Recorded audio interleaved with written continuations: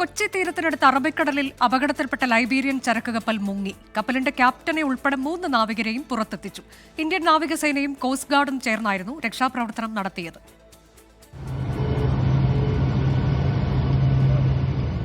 Liberian കപ്പലിനായി 20 മണിക്കൂർ നീണ്ട രക്ഷാപ്രവർത്തനമാണ് നാവികസേനയും cost ഗാർഡും നടത്തിയത്. കപ്പലിലുണ്ടായിരുന്ന 24 നാവികരെയും രക്ഷിച്ചു.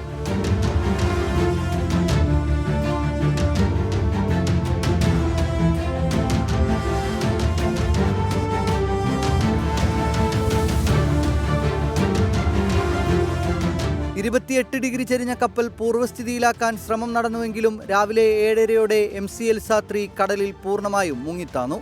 കപ്പലിനുള്ളിലെ സൾഫർ അടങ്ങിയ ഓയിൽ കടലിൽ പരക്കുന്നുണ്ടോ എന്ന് പരിശോധിക്കാൻ കോസ്റ്റ് ഗാർഡിന്റെ ICG സഖ്യവും എയർക്രാഫ്റ്റും പരിശോധന തുടരുന്നുണ്ട്. അപകടത്തിൽപ്പെട്ട നാവികരെ INS സുജാതയിലും ICG ആർണിവേഷിലുമായി കൊച്ചിയിലേക്ക് എത്തിച്ചു. ഇന്നലെ വിഴിഞ്ഞം പോർട്ടിൽ നിന്ന് പുറപ്പെട്ട കപ്പൽ കൊച്ചി പോർട്ടിൽ അടുപ്പിക്കുന്നതിന് 38 നോട്ടിക്കൽ മൈൽ അകലെ വെച്ചാണ് ചെരിഞ്ഞത്. എന്താണ് അപകട കാരണമെന്ന് ഇനിയും വ്യക്തമല്ല. ഷിപ്പിംഗ് കമ്പനി അപകടത്തിൽ വിശദമായ അന്വേഷണം നടത്തും. 24 കൊച്ചി.